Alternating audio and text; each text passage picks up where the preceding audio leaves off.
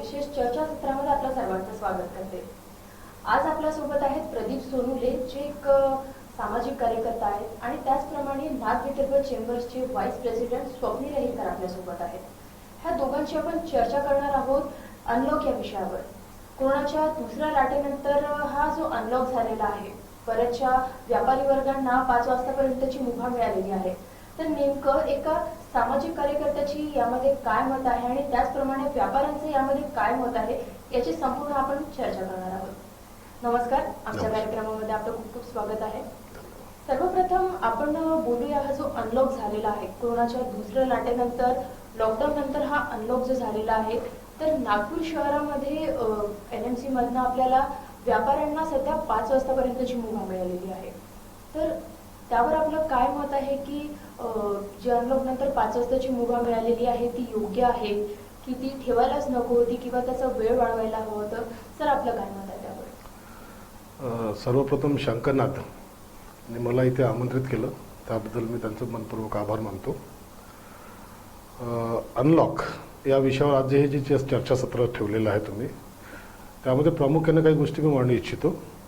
पण मागील जर का आपण वर्ष सव्वा वर्षाचा जर का इतिहास बघितला या कोरोना काळातला, तर फार गंभीर आणि खूपच कठीण काळ गेलेला आहे सर्वच लोकांसाठी। त्यामध्ये सामान्य आले, व्यापारी आले, हातगाडीवाले आले, प्रायव्हेट खाजगी क्षेत्रामध्ये काम करणारे व्यक्ती आले, सगळ्याच प्रकारचे लोक आले।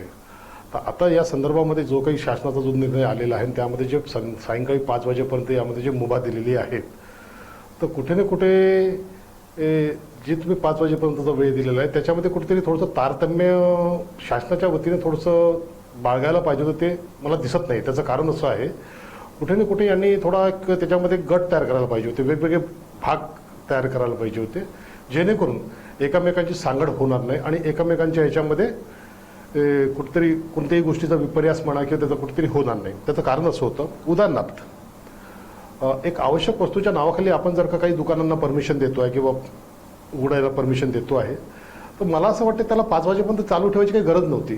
जसं सुरुवातीला 10 वाजेपर्यंत होतं, तर कुठेतरी त्यांना जर एक 10 वाजेपर्यंतचाच वेळ दिला असता तर मला ते योग्य वाटतं। स्वप्निल जी, इस बात के ऊपर आपका क्या कहना है कि जो प्रशासन ने हमें फिलहाल 5 बजे तक का एक व्यापारी को मुभा दी है कि आप दुकानें खोल सकते हैं 5 बजे तक के, और वो भी कुछ दुकानों को परमिशन है, हर दुकान को यहाँ पर परमिशन नहीं है। जो स्ट्रीट साइड लगते हैं शायद उसे भी परमिशन नहीं है, यहाँ पे जो सिंगल शॉप्स है उन्हें परमिशन है। इसके ऊपर आपका क्या कहना है? नमस्कार, थैंक यू पूनम और शंकरनाथ हमको इनवाइट करने के लिए ये शो पे। देखिए, 7 जून को महाराष्ट्र सरकार ने एक दिशा निर्देश ऑर्डर आगे भेजे थे।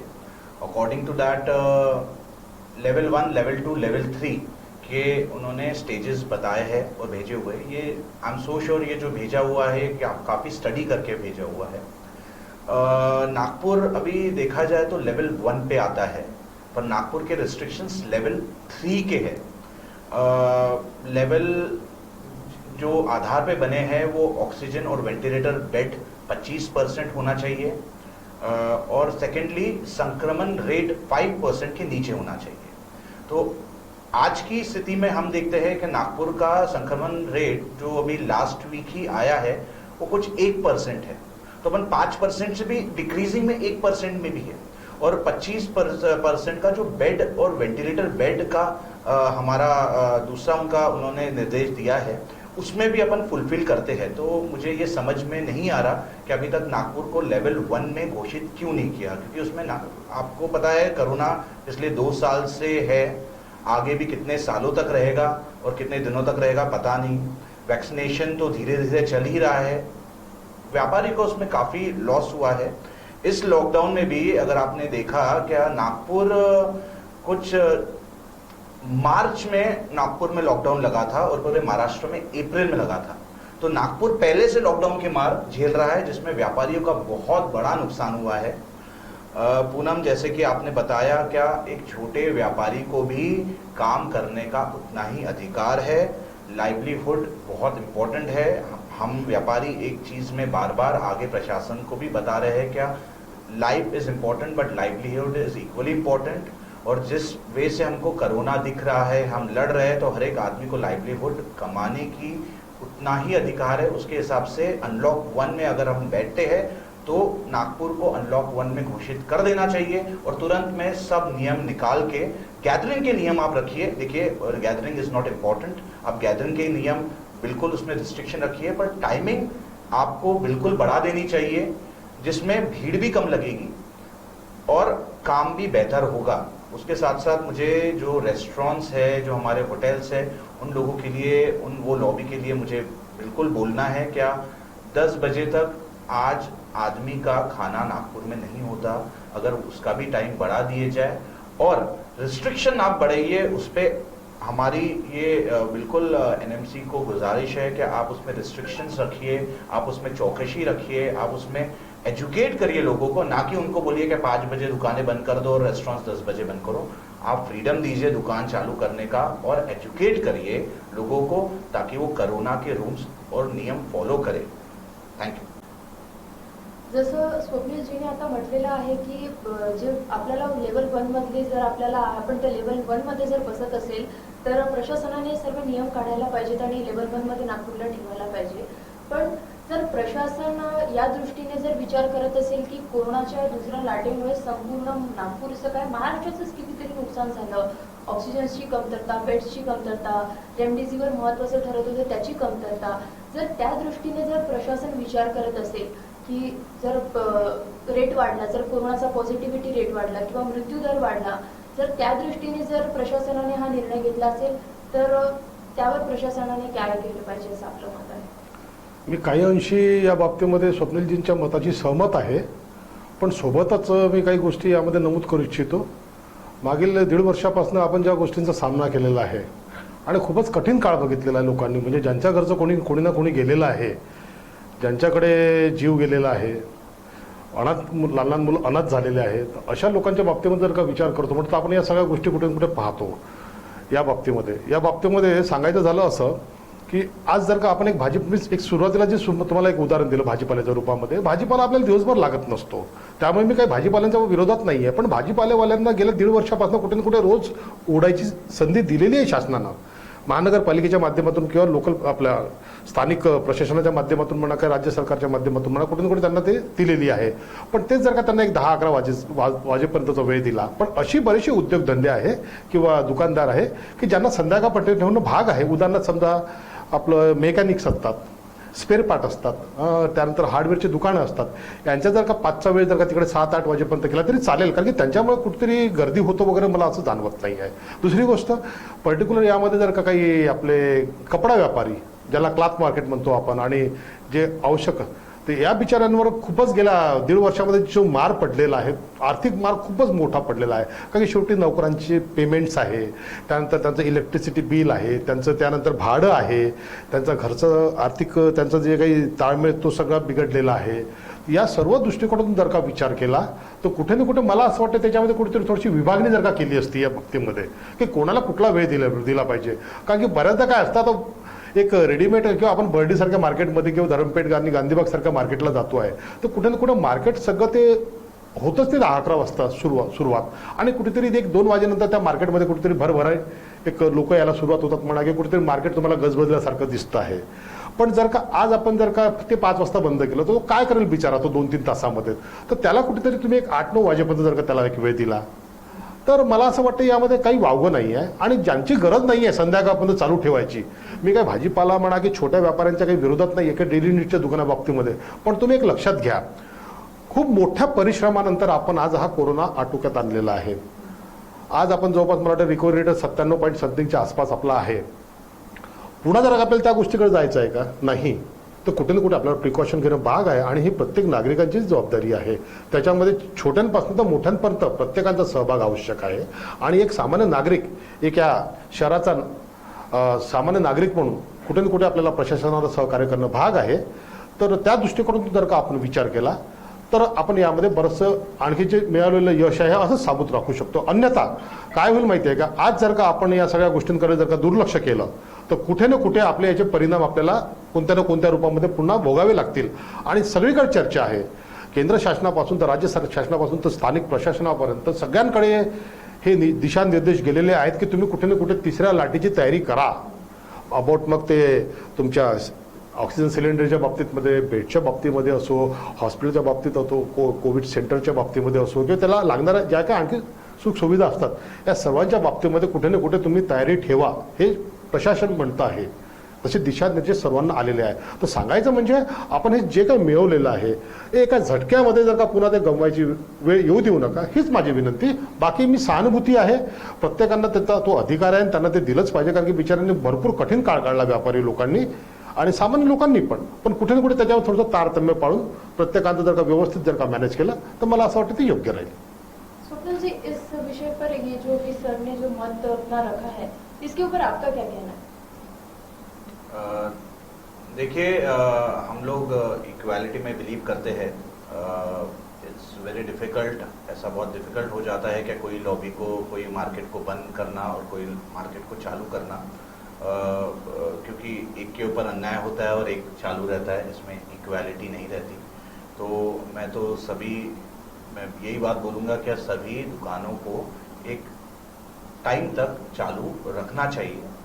और जैसे मैं प्रदीप साहब के साथ भी बिल्कुल अग्री करता हूँ, क्या टाइमिंग बढ़ा देनी चाहिए और जो अपनी प्रशासन है उसको बेटर वे से कम्युनिकेट करके लोगों तक मैसेज पहुंचाना चाहिए. क्या आप नॉर्म्स का पालन करिए, आप कोविड रूल्स का पालन करिए और एजुकेट करना चाहिए ज़्यादा से ज़्यादा लोगों को. ये करने से ही और वैक्सीनेशन ज़्यादा से जल्दी होनी चाहिए, क्योंकि हम जितना भी कोविड के बारे में स्टडी कर रहे हैं वो एक ही आंसर पे रहता है कि जितने जल्दी वैक्सीनेट हो जाएंगे उतने जल्दी विल बी सेफर. तो ये सब चीज़ों का ध्यान देना चाहिए और पूरे व्यापारियों को एक संधि देनी चाहिए. क्या उनको काम करने का पूरा फ्रीडम अभी दिल देना चाहिए अगर अपन लेवल 1 पे रहते हैं तो. हाँ, अगर लेवल 1 क्रॉस कर देते हैं और इंक्रीजिंग स्टेज पे आते हैं तो डेफिनेटली रिस्ट्रिक्शन वापस से डालना चाहिए, क्योंकि नागपुर और पूरे महाराष्ट्र ने, पूरे इंडिया ने जो सेकेंड वेव झेली है वो बहुत बुरा है और ऐसा भगवान चाहे आगे कभी ऐसा टाइम ना आए. तो इस चीज़ का ध्यान डेफिनेटली देना चाहिए. नक्कीच ह्या दोघांनी आपले मत मांडलेले आहेत. तर आम्ही बर्डीच्या भागामध्ये जाऊन एक म्हणजे संपूर्ण व्यापाऱ्यांची मतं जाणून घेतलेली आहेत की त्यांनी आपले मतं कुठल्या प्रकारे मांडलेले आहेत अनलॉकच्या विषयावर. तर बघूया त्याचीच एक झलक. तो मैं जो लोकल जो क्या बोलते हैं एडमिनिस्ट्रेटर्स है इनका क्या बोलते हैं धन्यवाद देना चाहूँगा कि जहां नागपुर में 7,000 केसेस 8,000 केसेस आ रहे थे, अब मात्र 70-80 केसेस रह गए हैं. सिटी की बात करें तो सिटी में भी केसेस अभी काफ़ी कम है. अभी हमको शॉप्स 5 बजे तक का समय इन्होंने दिया है, जो कि बहुत अच्छा है. पर हम आगे प्रशासन से क्या बोलते हैं कि उम्मीद रखते हैं कि जैसे और केसेस अभी इसी तरीके से कंट्रोल रहेंगे तो आने वाले हफ्ते में हमको एटलीस्ट 7 बजे तक की खुलने की परमिशन दी जाए, क्योंकि समर टाइम्स में क्या होता है कि कस्टमर्स दोपहर में सुबह के टाइम आना प्रेफर नहीं करता है, थोड़ा शाम के टाइम आना प्रेफर करता है. तो अभी जैसे कोरोना के केसेस कंट्रोल में हैं और मैं प्रशासन से और जो कल्तन एडमिनिस्ट्रेटर है इनसे एक निवेदन करना चाहता हूँ कि दुकानों में से कोरोना फैलता नहीं है. दुकानदार 90% शॉप्स वाले प्रिकॉशंस लेते हैं, कस्टमर्स को मास्क के लिए इनकरेज करते हैं, बाहर सैनिटाइजर देते हैं, थर्मल चेकिंग करते हैं. तो मेरा कहने का मतलब है आप जो 10% शॉपकीपर्स है जो ये कोविड के नॉर्म्स फॉलो नहीं करते हैं, आप उन पे वॉच रखिए, उनको फाइन करिए बजाय लॉकडाउन करने के. और लॉकडाउन इस चीज़ का सलूशन नहीं है, क्योंकि आज व्यापारी जो तकलीफ में है, अगर आप इसी तरीके से लॉकडाउन करते रहेंगे तो कोरोना से बहुत ज़्यादा इफेक्ट इकोनॉमी पे आ जाएगा. लोगों को घर चलाना क्या मुश्किल हो रहा है, तो उसमें लॉकडाउन तो मैं समझता हूँ इसके बाद नहीं करना चाहिए और लॉकडाउन सोल्यूशन भी नहीं है. कि आप शॉप ओपन कर सकते हैं, तो कोरोना के रेट कम है पेशेंट्स का और डेथ रेट, तो ऐसी सिचुएशन में भी आपका मार्केट कैसे चल रहा है? मार्केट व्यापार तो कुछ भी नहीं है, मार्केट एकदम डाउन है, क्योंकि इस समय बाजार के हालात जो हैं, घर घर में दुनिया भर की परेशानियां हैं. व्यापार उतना जैसा होना चाहिए उस तरीके का नहीं है और मार्केट बहुत स्लो है, बहुत अच्छा व्यापार नहीं है बोल सकते उसको अपन. तो ये जो निर्णय लिया है प्रशासन ने 5 बजे तक का, 5 की जगह उसको अगर 7 बजे तक कर दिया जाए तो ज़्यादा बेटर रहेगा. क्योंकि लोगों को इतने धूप में निकलने में, आने में, दोपहर में बहुत तकलीफ होती है। तो बच्चों को लेके भी दुकानों में जैसे परचेसिंग करना है तो वो लोग आनाकानी करते हैं, तो लोग आ ही नहीं पाते यहाँ तक। और बाहर का व्यक्ति जो शहर के बाहर से आता है, जो ग्रामीण वगैरह का, वो बाजार में उतर ही नहीं पाता है, उसके पहले ही बाजार बंद होने की रौनक शुरू हो जाती है। पर एक्सपेक्टेशंस क्या है प्रशासन से? मार्केट तो अच्छा है, लोग निकल रहे हैं बाहर। प्रशासन से यही था कि लास्ट ईयर जैसा ऑल्टरनेट किया था, या तो वैसा रखना था और 7 बजे तक का समय रखना था। 5 बजे पहले इन्होंने 2 बजे तक का रखा, फिर 5 बजे तक का किया। कम से कम एटलीस्ट 7 बजे तक का तो भी रहना चाहिए। तर आपण मार्केट एरियामध्ये जाऊन संपूर्ण व्यापाऱ्यांचं काय मत आहे हे जाणून घेतलं तर व्यापाऱ्यांचं मत असं आहे की कमीत कमी आम्हाला 7 वाजतापर्यंतची मुभा प्रशासनाने द्यायला पाहिजे। व्यापारी वर्ग म्हणजे आम्ही कुठलीही दुकाने असू देत, आम्ही आमच्याकडनं संपूर्ण काळजी घेत आहोत। थर्मल चेकिंग असू देत किंवा सॅनिटायझेशन असू देत किंवा सोशल डिस्टन्सिंग आम्ही आमच्या दुकानांमध्ये पाळत आहोत। तर एक निदान आम्हाला 7 वाजतापर्यंतची मुभा देण्यात यावी किंवा एक अल्टरनेट जे सुरुवातीला आपण प्रशासनाने लागू केलेलं होतं की 1 दिवसाआड किंवा अल्टरनेट डेज आपण दुकानांना फिक्स केलं होतं की ह्या दिवशी ही दुकाने सुरू राहतील आणि ह्या दिवशी ही दुकाने सुरू राहतील। तर संपूर्ण व्यापाऱ्यांनी असं म्हटलेलं आहे की एक 7 वाजतापर्यंतची मुभा द्या किंवा एक अल्टरनेट डेजचं जे आहे त्या इव्हन अँड ऑडचं जे होतं त्या प्रकारची इम्प्लिमेंटेशन करा व्यापारी वर्गासाठी। तर यावर आपलं काय मत आहे सर? स्वप्निल जी, हम आपसे पहले जानना चाहेंगे क्योंकि ये व्यापारियों का मत है, आप पहले बताइए।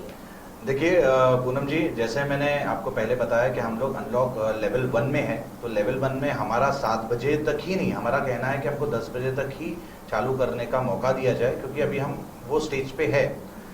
आगे जाके जब लेवल 2 तक जाते हैं या ऐसा कुछ होता है, क्या इंक्रीज हो रही है, तब डेफिनेटली रिस्ट्रिक्शंस डाल सकते हैं। पर अभी हम डिक्रीजिंग हो रहा है, दिन ब दिन अपनी जो संक्रमण लेवल है वो कम हो रहा है, तो इसके अनुसार हमको टाइमिंग बिल्कुल बढ़ा देना चाहिए और जैसा सब कुछ एज नॉर्मल है वैसा कर देना चाहिए। उसका आपको कारण मैं एक बताता हूँ, बहुत छोटा एग्जाम्पल है। नागपुर में नागपुर के ही लोग नहीं, बाहर से भी लोग शॉपिंग करने आते हैं।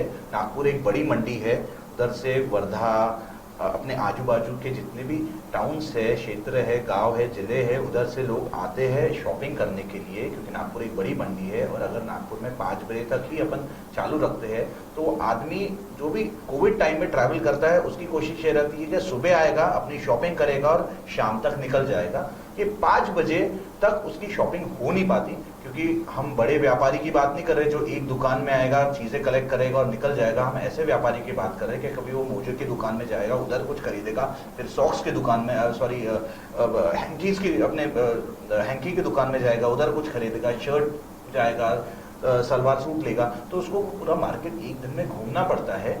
तो ये चीज होने से, टाइमिंग रिस्ट्रिक्शन से, हमारा बाहर का जो व्यापारी नागपुर में आके शॉपिंग करता था और जिसके वजह से नागपुर मार्केट बढ़ता है, उसमें लॉस हो रहा है काफी। और ये फायदा डेफिनेटली दूसरे मार्केट्स को मिलेगा। तो मैं नागपुर एनवीसीसी का मेंबर और जॉइंट सेक्रेटरी होने के नाते बिल्कुल ये आग्रह करता हूँ ये चैनल से कि प्रशासन तक ये बात पहुंचाइए। सिंस हम लोग अनलॉक 1 स्टेज पे है और हम अपनी मार अप्रैल से ही नहीं, मार्च से नागपुर लॉकडाउन पे था तो वो झेल रहे हैं।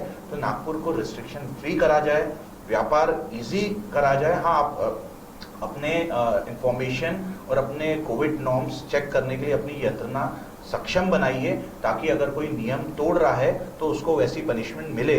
पर उसके वजह से कुछ 2-3 व्यापारियों के वजह से सभी व्यापारी समाज पे अन्याय नहीं होना चाहिए। आपको डेफिनेटली टाइम बढ़ाना ही चाहिए। यावर सर आपलं काय मत आहे? यावर माझं मत थोडंसं वेगळं यासाठी आहे, कारण कसं होतं माहिती आहे का, जर का आज आपल्याला सगळ्या लोकांना जो 5 वाजेपर्यंतचा वेळ दिलेला आहे, तर आज जर का 5 वाजेपर्यंतचा वेळ दिलेला आहे, तर मी जसं पूर्वी म्हटलं याच्यामध्ये प्रत्येकांना 5 वाजेपर्यंत वेळेची गरज नाही आहे।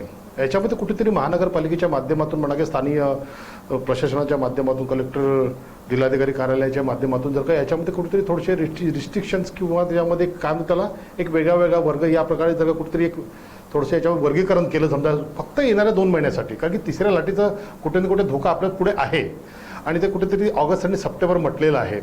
तर मला अजूनही त्या गोष्टीवर मी कायम आहे की कुठेतरी जे अति आवश्यक ज्या गोष्टी असतात त्या कुठेतरी 2 वाजेपर्यंत चालू ठेवलं आणि त्यानंतर जर का बंद केलं तर मला वाटत नाही त्यांचं काहीतरी नुकसान होणार, कारण ते सकाळी 6 वाजता उघडलं जातं, 2 वाजेपर्यंत त्यांना सफिशियंट मिळतं.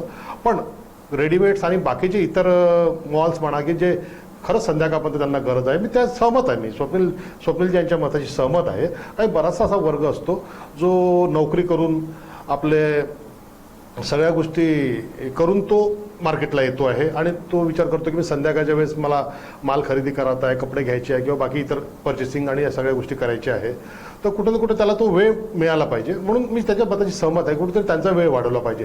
पण सरसकट सर्वांचाच वेळ वाढवून देणं, कारण की सकाळी 6 वाजेपासून जर का आपण संध्याकाळी रात्री 10 वाजेपर्यंत सगळ्यांचाच वेळ वाढून देणं म्हटलं तर कुठेतरी मला असं वाटतं ते एक धोक्याची घंटा होईल.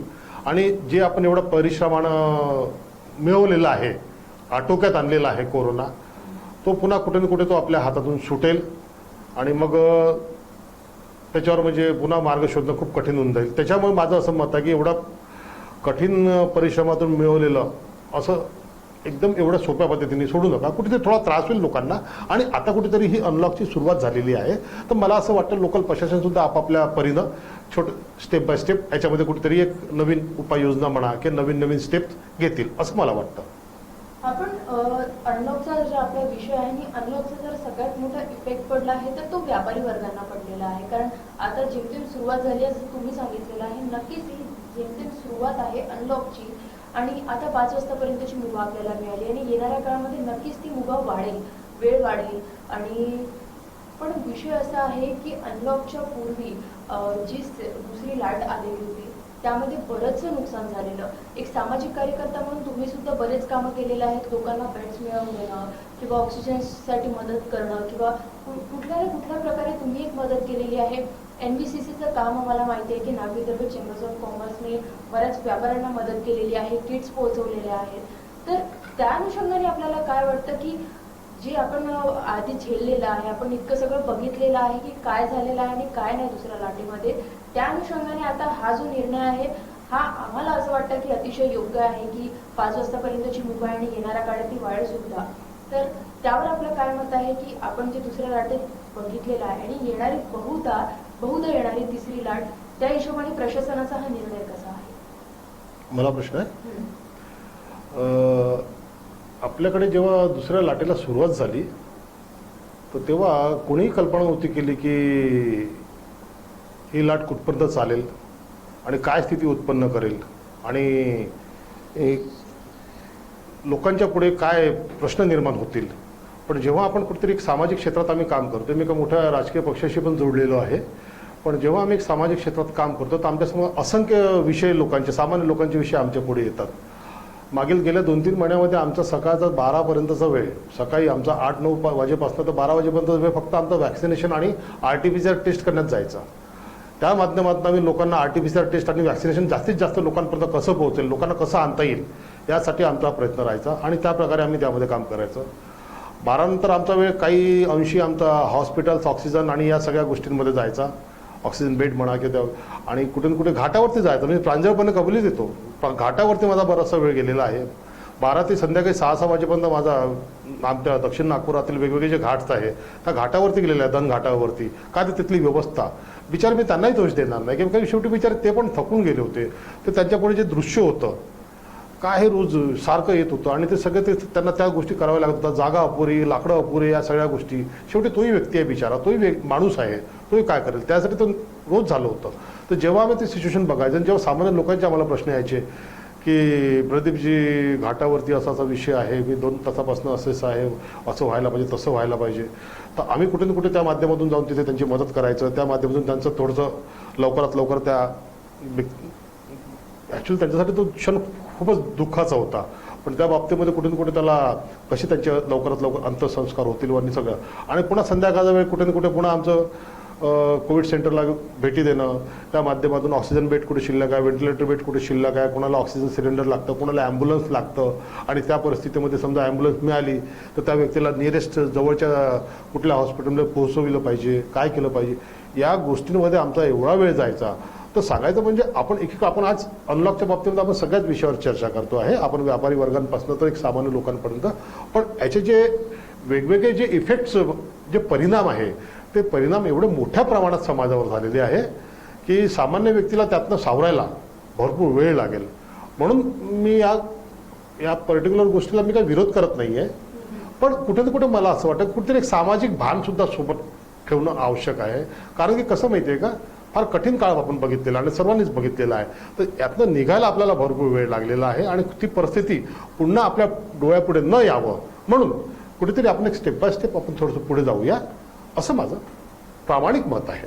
स्वप्नीलजी, मला एक प्रश्न तुम्हाला अजून यामध्ये ऍड करून तुम्हाला विचारायचा आहे की जसं तुम्ही एक व्यापारी म्हणून आणि एक व्यापारी संघटनेचे प्रतिनिधी म्हणून एक आपली भूमिका मांडत आहात, तर जसं तुम्ही म्हणत आहात की संपूर्ण मार्केट उघडून द्यायला हवे, पण कुठेतरी लोकांना याचा विसर पडतो. जसं अनलॉक झालं 5 वाजतापर्यंतची आपण दररोज त्या याच्यामध्ये न्यूजपेपरमध्ये बघितलं आहे, प्रत्येक चॅनलला आपण बघितलेलं आहे की लोकांची जी गर्दी आहे ती खूप मोठ्या प्रमाणात होते आहे मार्केट्समध्ये.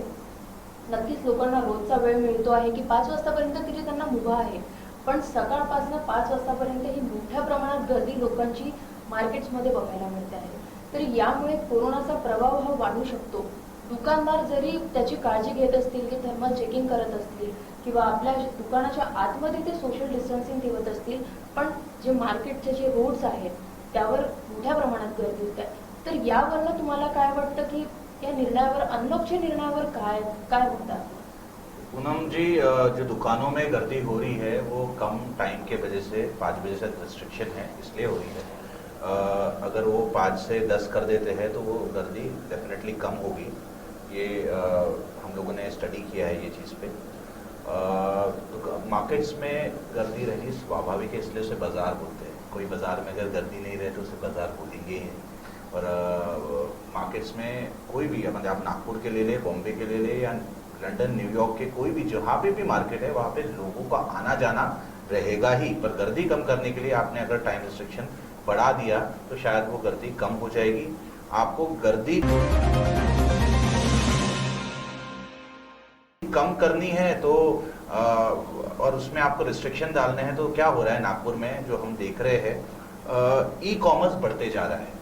हमारा इधर का व्यापारी जो टैक्स भरता है, अपनी एनएमसी का टैक्स भरता है, इनकम टैक्स भरता है, साथ में लोगों को एम्प्लॉयमेंट देता है और बेचारा अपनी दुकान में खड़ा है, उसको अपने को कम्पीट करना पड़ता है बड़ी अमेजॉन जैसी कंपनीज से जो बहुत कम दामों में चीजें पहुंचा रहे हैं. तो हमने देखा है ये पिछले 2-3 साल से ई कॉमर्स काफी तेजी से बढ़ रहा है और जो व्यापारी ने पूरे हमारे आर्थिक व्यवस्था को बैकबोन दी है उसको नुकसान हो रहा है. तो हमारा प्रशासन से यही कहना है कि आप गर्दी से हर बार व्यापारी को ब्लेम मत करिए. गर्दी है मार्केट्स में तो गर्दी रहेगी, आप वैक्सीनेट करिए. आप हमको मत बोलिए गर्दी है मार्केट में. अगर गर्दी नहीं रहेगी तो वो बाजार क्या काम का.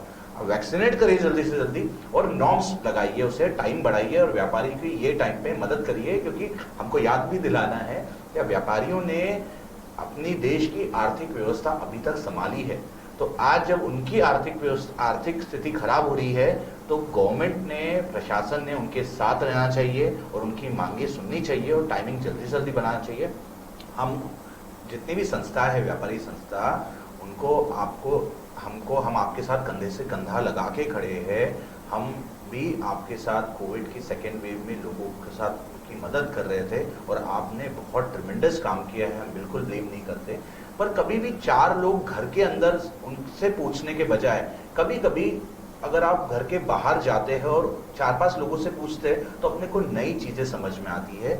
मेरा डायरेक्शन और मेरा इशारा बीएमसी की तरफ है. बीएमसी की तारीफ सुप्रीम कोर्ट ने भी की है. दिल्ली को बोला था कि बीएमसी के मार्गदर्शन पे चलिए.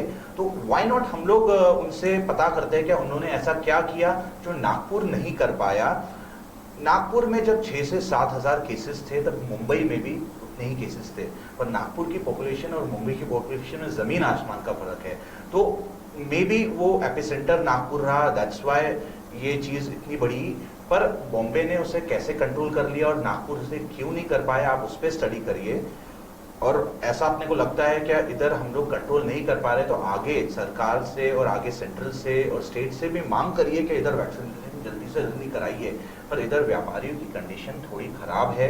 हम लोग खुद देखते हैं. आपको एक छोटा एग्जाम्पल दूंगा.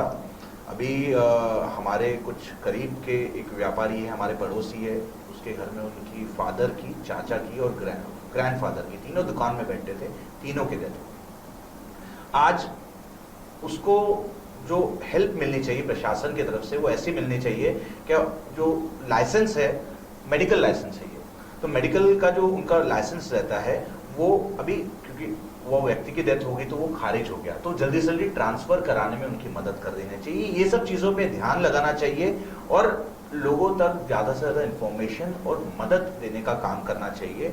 और मुझे लगता है व्यापारी की सबसे ज्यादा मदद तभी होगी जब टाइमिंग रिस्ट्रिक्शंस खत्म होते हैं। मैं रिपीट करता हूँ, टाइमिंग रिस्ट्रिक्शन खत्म हो सकते हैं क्योंकि हम लोग लेवल 1 पे है। आज नागपुर का जो लास्ट वीक डेटा आया है उसमें 1%, ओनली 1% संक्रमण रेट है। सेकेंडली 25% जो बेड, ऑक्सीजन बेड और वेंटिलेटर बेड खाली रहने चाहिए, अपन उसमें भी बिल्कुल सक्षम है अभी। तो ये सिचुएशन देखते हुए और अपने नेबरिंग बड़ी सिटीज जैसे पूना और मुंबई में लेवल 1 का रिस्ट्रिक्शन है, उधर सब कुछ खोल दिया है। नागपुर भी बिल्कुल सक्षम है वो चीज को देखने के लिए, तो वो देखते हुए खोल देना चाहिए क्योंकि आगे का किसी को क्या कुछ नहीं पता।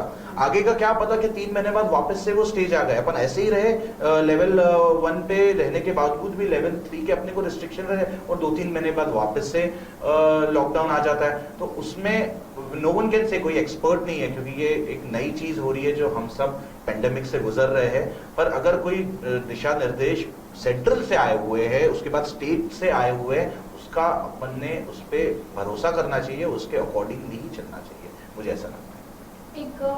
एक बहुत जरुरी सवाल आहे, खूप महत्वाचा प्रश्न म्हणता येईल आपल्याला की पहिली लाट आली तेव्हा त्यावेळेला माहिती नव्हतं की दुसरी लाट येईल, दुसरी लाट आली, सर्वांचं खूप मोठ्या प्रमाणात नुकसान झालं आणि संभाव्य आता म्हटलं जात आहे की तिसरी लाट पण येणार आहे आणि यामध्ये संक्रमण हे लहान मुलांना सुद्धा होऊ शकतं।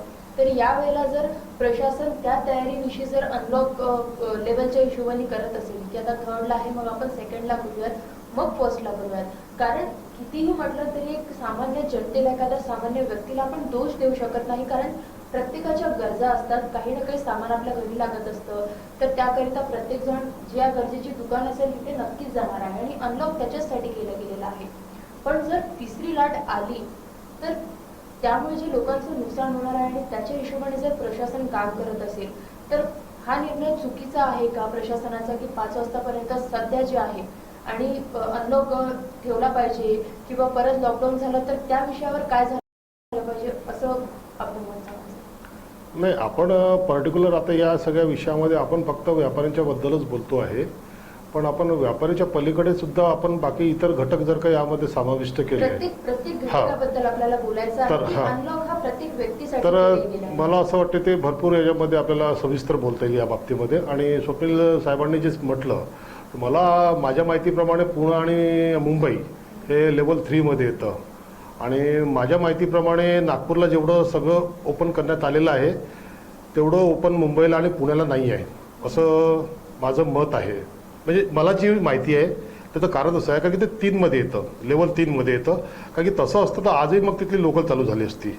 साधी तिथे लोकलसुद्धा चालू करण्यात आलेलं नाही मुंबईला, कारण की कालचं स्टेटमेंट आहे पुनर्वसन मंत्री वडेट्टीवार यांचं की आम्ही पुन्हा आम्हाला ती लॉकडाऊन लावायची पाळी येऊ देऊ नका। तर कुठे ना कुठे सांगायचं म्हणजे कुठे ना कुठे त्यांनाही ते कल्पना आहे, त्या सर्व गोष्टींची कल्पना आहे आणि त्याच्यामुळे कुठे ना कुठे या सगळ्या गोष्टी जेव्हा आपण सरसकटचा जर का विचार करतो तर मी ऑलरेडी सुरुवातीलाच मी मान्य केलेलं आहे की काही लोकांना तुम्हाला 10 वाजेपर्यंत जो काही वेळ तो दिला तर काही हरकत नाही त्याच्यामध्ये, पण आपण सरसकट जर का याच्यामध्ये अनलॉक करून आपण सरसकट सर्वांना मुभा देतो म्हटलं सकाळपासून संध्याकाळपर्यंत वगैरे, तर कुठेतरी त्याच्यामध्ये गंभीर परिणाम म्हणा किंवा जे तिसऱ्या लाटेची जे काही आहे आपल्या पुढे आव्हान, तर त्याचा सामना आपल्याला करावा लागेल असं मला वाटतं।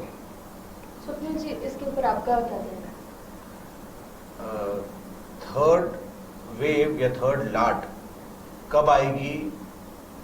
आगे आएगी, 2 महीने बाद आएगी, 3 महीने बाद आएगी, 4 महीने बाद आएगी, ये प्रीजज करने से ज़्यादा मुझे एक ही बात में कहना चाहूँगा कि अगर अपन एक जो दिशा निर्देश दिए हैं उसमें अगर बैठते हैं तो एक्सपर्ट्स ने दिए वो दिशा निर्देश, आज मैं ये नहीं बोल रहा, ये एक्सपर्ट्स ने बना के दिशा निर्देश दिए हैं, तो क्यों ना हम वो दिशा निर्देश पे भरोसा करें और उसके अकॉर्डिंगली चले, और अपन प्रीजज ना करें कि तीसरी लाट आने वाली है, ये लाट बच्चों को भी खतरनाक होगी। मैंने अभी लेटली IMA का जो डीन जो हेड है उनके स्टेटमेंट सुने थे कि तीसरी लाट बच्चों के लिए ज़्यादा कोई हानिकारक नहीं है। तो और उनके स्टेटमेंट मेरे लिए गॉसिप से और कोई दूसरे मीडिया से आने से ज़्यादा मैं उनका स्टेटमेंट पे बिलीव करना चाहूँगा, क्योंकि he knows better, that's why वो स्टेज पे है। तो मेरा यही कहना है कि प्रीजज ना करते हुए अगर हम ये सिचुएशन में खोल सकते हैं तो खोल दे। आगे जाके बंद करने का टाइम आया तो बंद करने के लिए व्यापारी आज भी प्रशासन के साथ है। जिस दिन बोलेंगे बंद करना है उस दिन बंद होगा, कोई हलचल नहीं होगी, ये हमारी यूनिटी है। पर अगर आज हम खोल सकते हैं तो why not? नक्कीच म्हणजे अनलॉकचा हा विषय आहे, यामध्ये अनलॉकचा जो सर्वात मोठा प्रभाव म्हणता येईल तो पडतो व्यापाऱ्यांवर. म्हणून आजच्या चर्चासत्रामध्ये आपण व्यापाऱ्यांची सुद्धा भूमिका जाणून घेतलेली आहे आणि या व्यतिरिक्त समाजामध्ये किती फरक पडू शकतो किंवा समाजामध्ये ऑलरेडी किती फरक पडलेला आहे याबद्दलची संपूर्ण चर्चा आपण प्रदीप सर यांच्यासोबत सुद्धा केलेली आहे.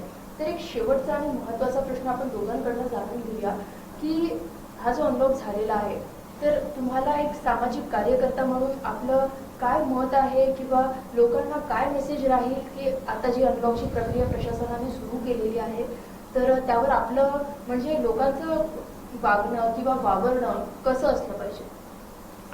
नाही, लोकांच्या या बाबतीमध्ये जर का आपण एक सामान्य लोकांचा जर का विचार केला, एक नागपूरकर म्हणून एक आपलं प्रांजळ मत जर का व्यक्त करतो म्हटलं तर प्रत्येकाने कुठे ना कुठे जबाबदारीनं वागलेलं आहे आणि प्रत्येकाने नियमांचं काटेकोरपणे पालन केलेलं आहे. नाही केलं असं नाही आहे, पण बिचारे त्यांच्या पण काही वेगळ्या व्यक्तिगत समस्या आहे, का की त्यांनी हे सगळं जवळून बघितलेलं आहे. त्यांच्या घरचा व्यक्ती कुठेतरी त्यांनी गमावलेला आहे.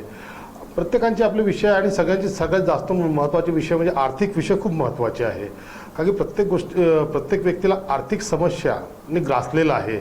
कोणाचा जॉब गेलेला आहे, कोणाचा व्यापार बंद झालेला आहे, कोणी कुठे नोकरी करत होता खाजगी याच्यामध्ये त्याला कामावरनं काढण्यात आलेला आहे, कोणी इतर वेगवेगळ्या व्यवसायामध्ये होता त्याचा व्यवसाय ठप्प झाला असता कारण की लॉकडाऊन असल्या कारणास्तव ग्राहक नाही आहे, किंवा अशा वेगवेगळ्या माध्यमातून कुठे ना कुठे त्याला या सगळ्या गोष्टींचा आर्थिक फटका बसलेला आहे. अशातच आम्ही ॲज अ सामाजिक कार्यकर्ता म्हणून जेव्हा आम्ही समाजामध्ये काम करतो तर आजही मी बघतो आहे कुठेतरी मागच्या वर्षीची फीज वगैरे पालक लोकांनी भरलेली नाही आहे आणि कुठेतरी शाळेचे संचालक मंडळ, मी कोणत्या शाळेला काही दोष देत नाही आहे, मी शासकीय शाळा आणि खाजगी शाळा असा काही मी वाद करू इच्छित नाही आहे, पण जे मी बघितलं मी ते सांगू इच्छितो. कुठे ना कुठे त्यांना त्रास जातो आहे, त्यांना ते सगळे फोन येतात आहे की तुम्ही मागच्या वर्षीची फी क्लिअर करा आणि तुम्ही या वर्षीची पण फी भरा.